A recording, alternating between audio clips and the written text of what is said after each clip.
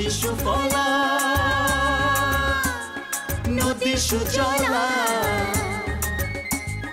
মাটি সুফলা নদী সুজলা স্বপ্নের রঙে আঁকাই শ্যামল বাংলা আমার শ্যামল বাংলা শ্যামল বাংলা আমার শ্যামল বাংলা ওই শ্যামল বাংলা। সুপ্রিয় দর্শক, স্বাগত জানাচ্ছি বাংলা ভিশনের নিয়মিত আয়োজন শ্যামল বাংলা অনুষ্ঠানে। শুরুতেই জানিয়ে রাখছি, শ্যামল বাংলার আজকের পর্বে আপনাদের জন্য থাকছে গোল্ডেন ব্যাগ ব্যবহার করে পোকা দমন নিয়ে বিশেষ প্রতিবেদন, গোপালগঞ্জের প্রতিবন্ধী যুবক বিপ্লবের পোল্ট্রি ফার্ম নিয়ে মূল প্রতিবেদন। এছাড়াও থাকবে বাঁধাকপির রোগবালাই দমনে কৃষি টিপস।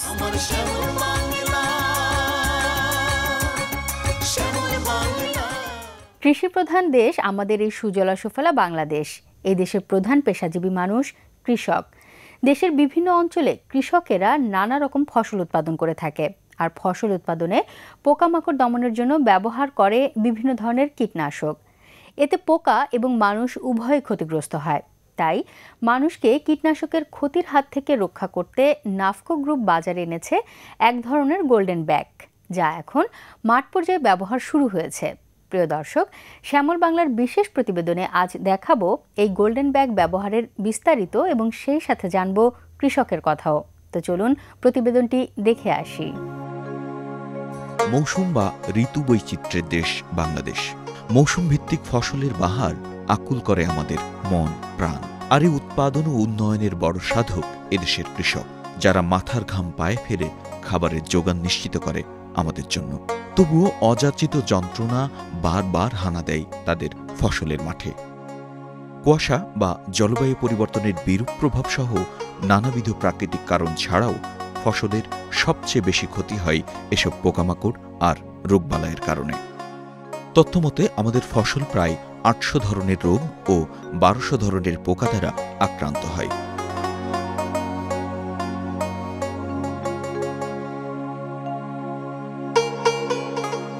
শুধু রোগের কারণেই ফসলের বাৎসরিক ক্ষতির পরিমাণ প্রায় ৭,০০০ কোটি টাকা, আর পোকার ক্ষতি তার চেয়েও কম যায় না।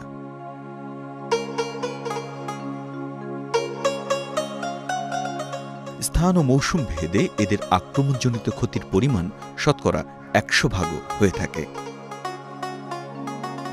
শস্য উৎপাদনের জন্য পৃথিবীর আদিমতম সময় থেকেই কৃষক পোকামাকড় আর রোগবালাইয়ের সাথে লড়াই করে যাচ্ছে।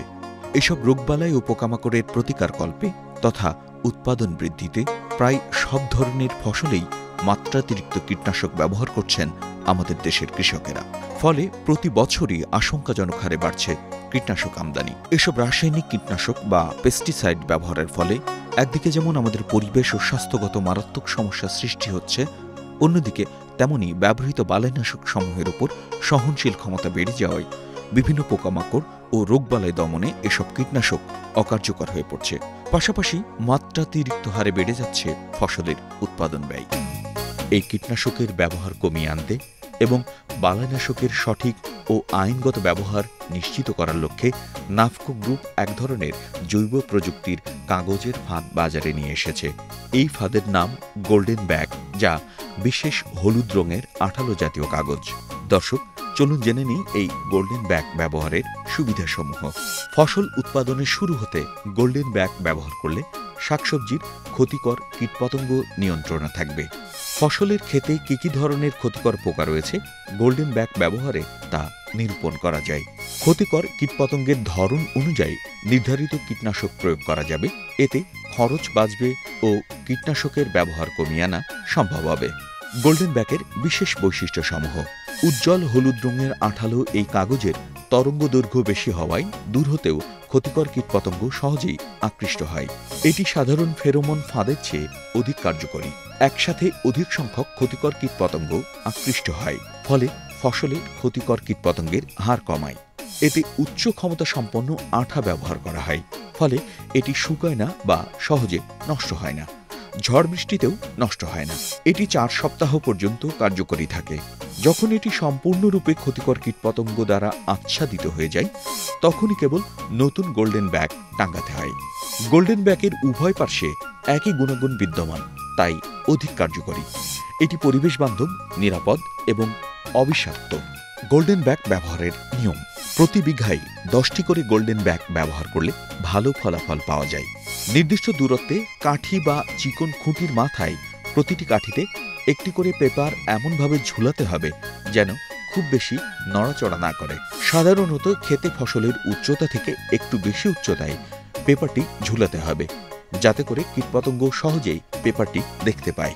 2016 সালের সেপ্টেম্বর মাসে পরীক্ষামূলকভাবে যশোরের কৃষকদের মাঝে গোল্ডেন ব্যাগ ব্যবহারে উৎসাহিত করে নাফকো গ্রুপ।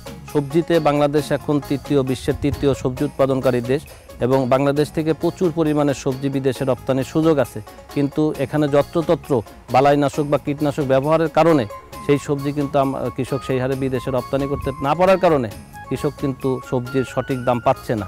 সেই ক্ষেত্রে আমরা একটা প্রযুক্তি নিয়ে আসছি যে এই যত্রতত্র বালাইনাশকের ব্যবহারটা যেন কমে যায়। এটা যেহেতু কৃষক বুঝতে পারতেছে তার জমিতে কী ধরনের পোকা আছে বা তার ফসলে কী ধরনের পোকা ক্ষতি করতেছে, পোকা চিহ্নিতকরণের মাধ্যমে সে স্থানীয় দোকানে গিয়ে সেই পোকার উপর ভিত্তি করে পোকা চিহ্নে সে ওষুধ চাচ্ছে এবং দোকানদার তাকে সেই নির্দিষ্ট ওষুধ দিচ্ছে এবং সে এসে সেই ওষুধ জমিতে স্প্রে করতেছে। এবং এতে দেখা যাচ্ছে যে সাধারণত একাধিক ওষুধ বা নিয়ম মাফিক ওষুধ ব্যবহার না করার কারণে বা সঠিক ওষুধ ব্যবহার না করার কারণে তার ফসলের জীবনচক্র যেটা খুব তাড়াতাড়ি শেষ হয়ে যেত। কিন্তু এই যে দেখেন এই যে ক্ষেতটা, বেগুনের ক্ষেতটা কত সুন্দর এবং কি পরিমাণ ফল ধরছে এবং ক্ষেতটার চেহারা কত সুন্দর, এবং সে কিন্তু এখন সে নিজেই বলছে যে আগে যে সে 3-4টি ওষুধ ব্যবহার করতো বা না বুঝে ওষুধ ব্যবহার করতো, পোকা না চিনে ওষুধ ব্যবহার করতো, এখন কিন্তু তার এটা করা লাগতেছে না। সে ওষুধ ব্যবহার করতেছে কিন্তু সঠিক ওষুধটা সে ব্যবহার করতে পারতেছে এবং সঠিক ওষুধটা ব্যবহার করার কারণে গাছটা তার সুন্দর আসছে এবং গাছটার যে লাইফ ডিউরেশন যেটাকে বলে সেই লাইফ ডিউরেশন বেড়ে যাচ্ছে এবং সে অনেক দিন পর্যন্ত এই জমি থেকে সে ফল তুলতে পারবে। এবং আমাদের উদ্দেশ্যই এলো কৃষকের সেবা দেওয়া। গত 4 মাসে যশোরে বেশ সফলতা অর্জন করে গোল্ডেন ব্যাগ, যার প্রমাণ মিলল মাঠ পর্যায়ে কৃষকদের সাথে কথা বলে। হলুদ এই ফিপারটা আসার পরে আপনার এটা দেওয়ার পরে পোকার দিক থেকে অনেক কম হয়েছে, আবাদের কালার ভালো হয়েছে, গাছের চেয়ারও ভালো হয়েছে, এটা আমরা উপকার পাইছি। এটি ব্যবহারের আগে সপ্তাহে অন্তত 4 দিন কীটনাশক ব্যবহার করত তারা। ব্যবহারের পর এখন সপ্তাহে 1 দিন কীটনাশক ব্যবহার করছে। কোন কোন ধরনের পোকা মাকড় দেখা যায় কিংবা বোঝা যায়, যেরকম সাদা জাব আছে, তারপরে আছে মাজরা পোকা আছে, এটা দেখে শুনে আমরা যে বলি যে এরম মাজরা লাগছে, মাজরা আছে ওষুধ দেন, কিংবা আছে আপনার এই সাদা জাব লাগছে এই জাবের ওষুধ দেন, সেই অনুপাতে আমরা আছে নিয়ে আসি স্প্রে করি। আগে যেরকম সপ্তাহে 4 দিন করতাম, এখন আছে সপ্তাহে মনে করেন যে 1 দিন করলেই হয়ে যায়, এখন আর আছে অতটা স্প্রে করা লাগে না। 33 শতক জমিতে 10টা ব্যবহার করেছি আমি। এটা ব্যবহার করার পরে আমার সপ্তাহে 4 দিন স্প্রে করতাম, এখন 1 দিন করলে হয়। এই হলুদ পেপারটা লাগানোর পর যে অনেক পর্দা পোকামোকা অনেক কিছু কিভাবে লাগে আসতে বললেন, খুবই দিয়ে মানে অনেকটা উপকার পাইছি আমি। ইতিমধ্যে যশোর সহ 30টি জেলায় এর কার্যক্রম শুরু হয়েছে। গোল্ডেন ব্যাগ ব্যবহার করে ভালো ফলন পাচ্ছেন চাষিরা। হলুদ এই পেপারটি তাইওয়ানের তৈরি হলেও বর্তমানে তাইওয়ান সহ বিভিন্ন দেশে এই পেপার ব্যবহার হচ্ছে। সাধারণ কৃষকেরা যেন এই পেপারটি ব্যবহার করতে পারে, এজন্য নাফকো গ্রুপ এটি বাজারজাত শুরু করেছে। স্থানীয় বাজারের কীটনাশকের দোকানে গোল্ডেন ব্যাগটি সুলভ মূল্যে পাওয়া যাচ্ছে। এটি বেগুন, শিম, কফি সহ বিভিন্ন ফসলের ক্ষেতে ব্যবহার করা যাবে। গোল্ডেন ব্যাগ ব্যবহারের ফলে কীটনাশকের ব্যবহার অনেকাংশে কমে আসবে এবং বিষমুক্ত সবজি উৎপাদনে দেশ আরও এক ধাপ এগিয়ে যাবে বলে সংশ্লিষ্টদের ধারণা। আধুনিক এই সকল প্রযুক্তি ব্যবহার করে কৃষকরা যদি তাদের জমিতে ফসল ফলায়, তাহলে তাদের শ্রম বাঁচার সাথে সাথে সময় ও অর্থ বাঁচবে অনেকাংশে। পাশাপাশি আমরা পাবো কীটনাশক মুক্ত শাকসবজি ও ফসল। প্রিয় দর্শক, ছোট্ট একটা বিরতি নেব এখন, আর বিরতির পর শ্যামল বাংলায় থাকছে গোপালগঞ্জের প্রতিবন্ধী যুবক বিপ্লবের পোল্ট্রি ফার্ম নিয়ে মূল প্রতিবেদন। এছাড়াও থাকবে বাঁধাকপির রোগবালাই দমনে কৃষি টিপস।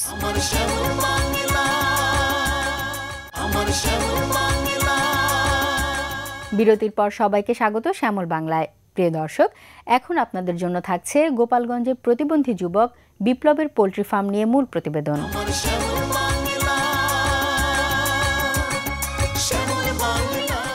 প্রতিবন্ধীরাও সমাজের অবিচ্ছেদ্য অংশ।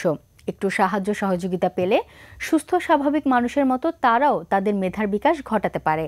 এমনই একজন মানুষ তাওহিদ আহমেদ বিপ্লব। তিনি তার কর্মের মাধ্যমে প্রমাণ করেছেন প্রতিবন্ধীরা সমাজের বোঝা নয়, তারাও হতে পারে জাতির মূল্যবান সম্পদ। দর্শক, আজকের মূল প্রতিবেদনটি সাজানো হয়েছে প্রতিবন্ধী যুবক বিপ্লবের পোল্ট্রি ফার্ম নিয়ে। তো চলুন মূল প্রতিবেদনটি দেখে আসি।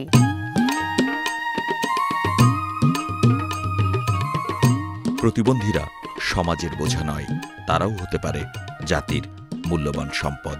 প্রবল ইচ্ছা ও কঠোর পরিশ্রম মানুষকে পৌঁছে দিতে পারে সাফল্যের স্বর্ণ শিখরে। কঠোর পরিশ্রম ও প্রবল ইচ্ছাকে প্রাধান্য দিয়ে সকল বাধা অতিক্রম করে সাফল্যের শীর্ষে পৌঁছে গোপালগঞ্জের কোটালীপাড়ার তাওহিদ আহমেদ বিপ্লব প্রমাণ করেছেন সুস্থ স্বাভাবিক মানুষের চেয়েও প্রতিবন্ধীরা এগিয়ে যেতে পারে, হতে পারে জাতির সামনে উদাহরণ।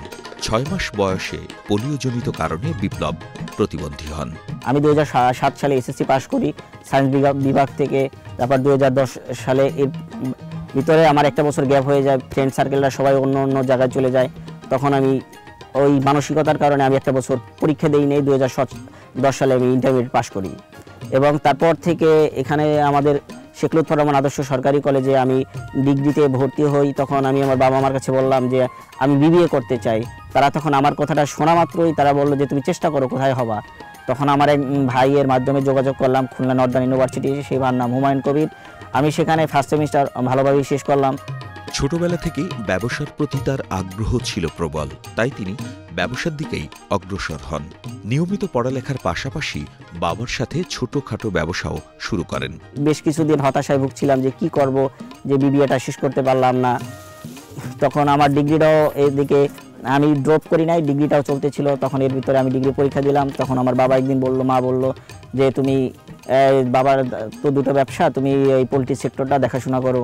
বাবা মোহাম্মদ আতিউর রহমান শেখ ছেলেকে নিয়ে দুশ্চিন্তায় পড়ে যান।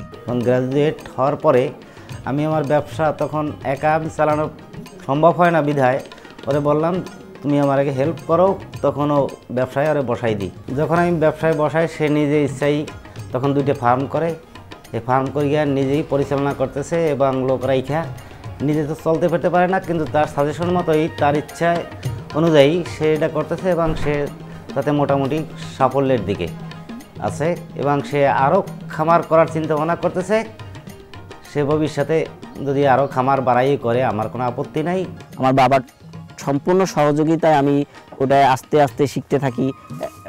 তারপরে এই 2011 সালের জুলাই মাস থেকে আমি সেটাতে শুরু করি।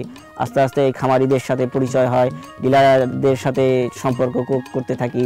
খামারি ওয়াইজ আমি নিজের থেকে যে কোনো জায়গায় যাইতে থাকি। আমার এবং আমার বাবার যত যে টিটি থেকে শুরু করে ব্যবসার যত কাজ বা টোটালি আমি করি, ব্যাংক থেকে শুরু করে সবগুলোই আমি করি। আমার ছেলে যেভাবে এই ডিপিটিও পোলিও দেওয়া হয়েছে ডেট এক্সপায়ার্ড, কিন্তু এই ধরনের পোলিও গভর্নমেন্ট এবং যারা দেয় তারা যেন ডেট এক্সপায়ার্ড কোনো ইঞ্জেকশন বা পোলিও না খাওয়াই করে এবং এই ধরনের কেউ প্রতিবন্ধী না হয়। বর্তমানে তাওহিদ আহমেদ বিপ্লব নিজামিয়া পোল্ট্রি ফিড নামে একটি প্রতিষ্ঠান পরিচালনা করেন। এখানে layer feed, poultry feed, layer বাচ্চা ও মেডিসিন বিক্রয় করা হয়। পাশাপাশি তার 2000 ব্রয়লার মুরগির একটি পোল্ট্রি খামারও রয়েছে, যেখানে কিছু বেকার লোকের কর্মসংস্থানেরও সুযোগ সৃষ্টি করেছেন তিনি। আমি বিপ্লবের ফার্মে অনেকদিন কাজ করি। এই যে ঔষধপাতি, খাবার, তারপরে কোনো সমস্যা হলে বিপ্লবের কাছে ফোন দেই, মুরগি বড় হলে বিক্রি করি, তারপর আবার আনি। বিপ্লবের অনেক খামারি আছে, এসে বড় বড় খামারিও আরও আমরাও করি, এখন আমরাও করতে চাই, আমরা আর একটা এরকম খামার করব। তার নিয়ন্ত্রণাধীনে 30টি পোল্ট্রি খামার রয়েছে, যেগুলো তিনি দেখভাল করেন এবং ফিড, লেয়ার বাচ্চা, মেডিসিন সহ যাবতীয় উপকরণ সরবরাহ করেন। কোনো সমস্যা হলে আমি নিজেই সরজমিনে যাই, সেই সমস্যার সমাধান করার চেষ্টা করি। যদি আমি বরঞ্চ না পারি সেটা ইনফর্ম করি পশু হাসপাতালে এবং ডাক্তারদের পরামর্শ অনুযায়ী আমি তাদেরকে সর্বাত্মক সুবিধাটা দেওয়ার চেষ্টা করি। তার খামারের মুরগি স্থানীয় বাজার সহ বিভিন্ন জেলায় সরবরাহ করা হয়। বর্তমানে তাওহিদ আহমেদ বিপ্লব MBA-তে পড়াশোনা করছেন। নিজ পায়ে চলাফেরা করতে না পারলেও জীবনযুদ্ধে তিনি ঠিকই জয়ী হয়েছেন। তিনি এখন একজন সফল উদ্যোক্তা হিসেবে পরিচিতি লাভ করেছেন। সার্বক্ষণিক হুইল চেয়ারে চলা বিপ্লব উপজেলা প্রাণী সম্পদ কর্মকর্তার নিয়মিত পরামর্শ নিয়ে খামার পরিচালনা করেন। সে একটা অনুকরণযোগ্য খামারি বলে আমি দাবি করি।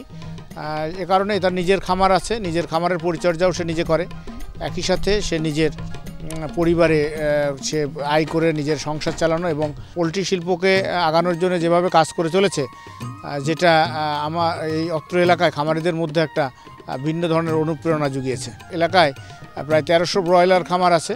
1300 ব্রয়লার খামার অনেককেই সে পরামর্শও দিতে পারে, তার কারণে অনেকেই পরামর্শ নেওয়ার জন্য যায় এবং যদি কোনো সমস্যা হয় মুরগির খামারে তাৎক্ষণিকভাবে সেই খামারিকে সে আমাদের কাছে পাঠায়। আমরা মুরগিকে প্রকৃত পরিচর্যা দিয়ে থাকি, প্রকৃত টেকনিক্যাল সাপোর্ট দিয়ে তাকে প্রত্যেকের খামারের সামনে আগানোর জন্য আমরা সামনে পরামর্শ সেবা দিয়ে যায়। বিপ্লব আরও একটি পোলট্রি ফার্মের শেড নির্মাণ কাজ শুরু করেছেন এবং নিজে সেখানে গিয়ে তদারকি করছেন। এছাড়াও তার কাজে অনুপ্রাণিত হয়ে আশেপাশের অনেকেই এখন পোলট্রি ফার্ম স্থাপন করছেন। তবে সরকারি বেসরকারি সহযোগিতা পেলে শুধু দেশ নয়, সমগ্র বিশ্বে নিজেকে তুলে ধরতে পারবেন বলে মনে করেন বিপ্লব। প্রতিবন্ধী বিপ্লবকে দেখে শিক্ষা নিয়ে বেকার যুবক ভাইয়েরা এমন একটি ব্যতিক্রমী উদ্যোগ গ্রহণ করতে পারেন।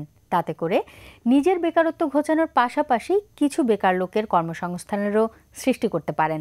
প্রিয় দর্শক, এখন থাকছে বাঁধাকপি রোগবালাই দমনে কৃষি টিপস।